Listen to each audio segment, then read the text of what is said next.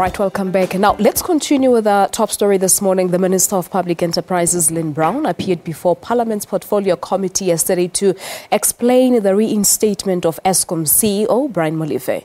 In an affidavit, Brown now says that Molefe was on paid leave and did not actually resign from the power utility. Let's just revisit the story as compiled by our reporter, Zoleka Qodashe. On the 2nd of November 2016, former Public Protector Thuli Madonsela releases the much-anticipated state capture report. In it, Brian Molefe is featured as calling notorious AJ Gupta a total of 44 times, while Gupta called Molefe 14 times. Madonsela then instructed President Jacob Zuma to appoint a judicial commission of inquiry into state capture.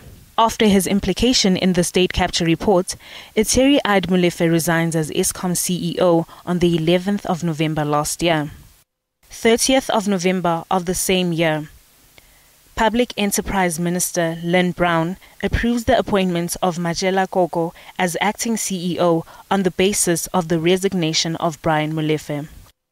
Fast forward to February 2017, Brian Molefe is sworn in as an ANC MP, with the Northwest ANC branch confirming Molefe's membership, much to public outrage.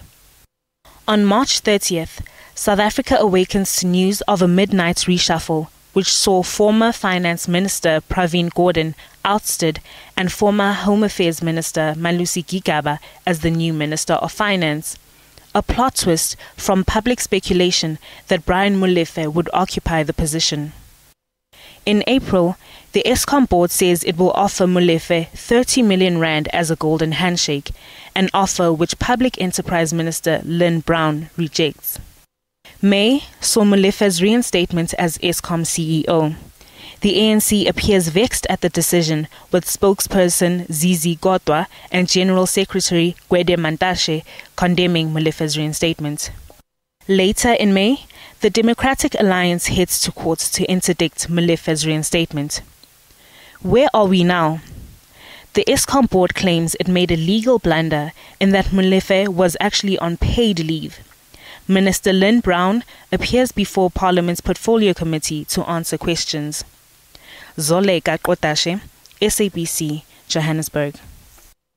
All right, and we do know that the Democratic Alliance is challenging the reinstatement of Brian Molefe in court, and we're joined now by the DA Chief Whip in Parliament, John Steenhuizen. He joins us live from our studios in Parliament. Mr. Steenhuizen, it's a very good morning to you, and thank you so much for coming through.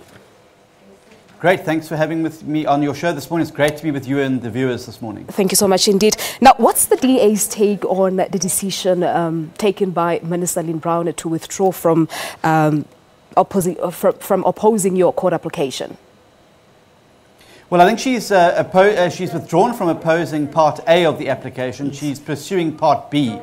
But obviously, we're somewhat vexed at the role the Minister has played in this particular matter because it's just not the behaviour of Lynne Brown that we know and have come to witness over the last few years. It's an outlier behaviour. And I can only believe that, in fact, there are external forces that are driving this particular matter. It makes no sense. It's not good for the board. It's not good for Eskom, and it's not good for South Africa. And so it's just simply a decision that I believe has been made completely unlawfully and wrongly and should be reversed as soon as possible. So are you basically saying that you don't believe her side of the story as she was relaying her story yesterday as to how she understands how things unfolded? Well, I certainly think there's been a lot of pressure on her, clearly from within the board itself and probably from external sources around the appointment of Mr. Molefe and the reinstatement of Mr. Molefe. And I'm just not buying a lot of the story that's being sold to the South African public. I think that we're being hoodwinked. And I think that a full parliamentary inquiry, as proposed by the Committee of Public Enterprises yesterday, is the one true way we're going to get to the real truth in this matter, be able to unpack exactly what has happened, who knew what, when, and why they did it, and why Eskom's board thought they could get away with pulling the wool over the eyes of the ordinary South Africans. It's simply a completely inconceivable story. And we need to get to the bottom of it as soon as possible. Yeah, and you keep referring to external sources. Who do you think these external sources are?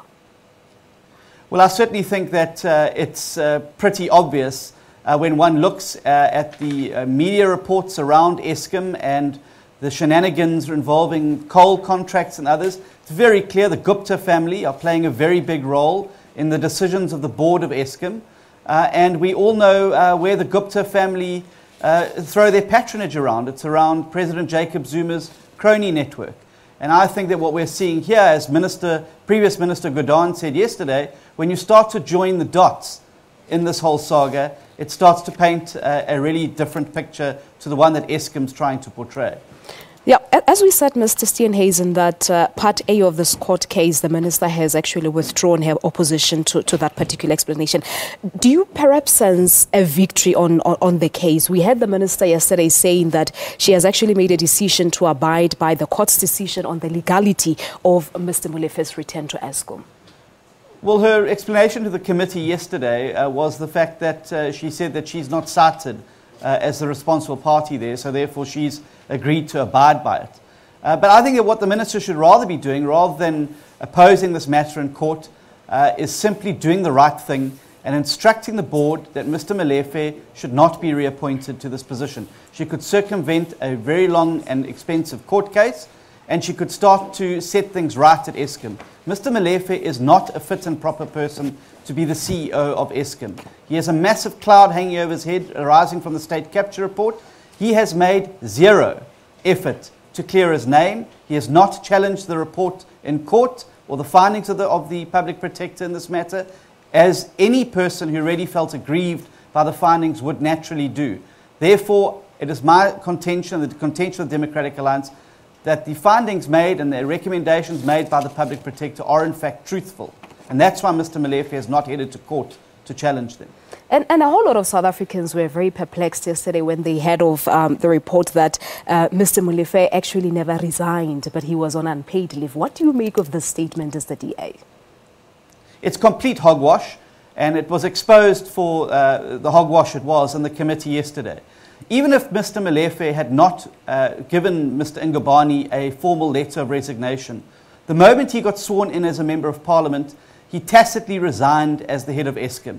You can't, the constitution is very clear at section 47, you can't be a state employee and a member of parliament at the same time. It's unlawful and illegal. Therefore, Eskom needs to stop this fiction that Mr. Molefe was still an employee of Eskom. He was not. He had resigned, he had taken up a seat in parliament, he had taken the oath of office to abide and uphold the constitution and the law of the Republic of South Africa. Yeah. He was no longer an employee of Eskom.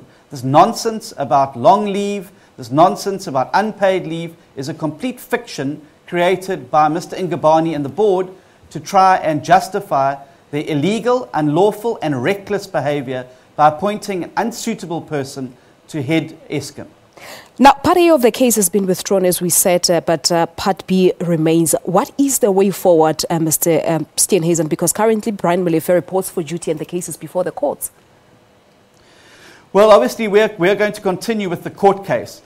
But as I said earlier, this whole sorry saga could be circumvented quite easily if the minister actually put Eskom's best interests and the interests of transparency and accountability first, and instructed the board that she would not support the reinstatement of Mr. Molefe and that they proceed to continue with the advertisement and interview process for the CEOs. That process was already well down the road before the board did its bizarre U-turn to reappoint Mr. Molefe.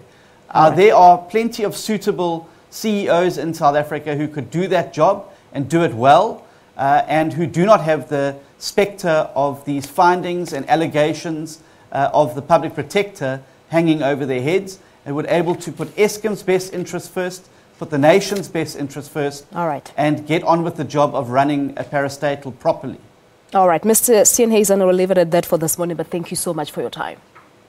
Thank you for having me. Thank you so much indeed. There you have it. That was John Steenhuizen, Chief Whip of the Democratic Alliance, bringing us to speed with the Brian Molefe saga. As you've seen the events unfolding from yesterday morning into the afternoon, whereby the Public Enterprises Minister Lynne Brown was basically briefing the Portfolio Committee on the saga.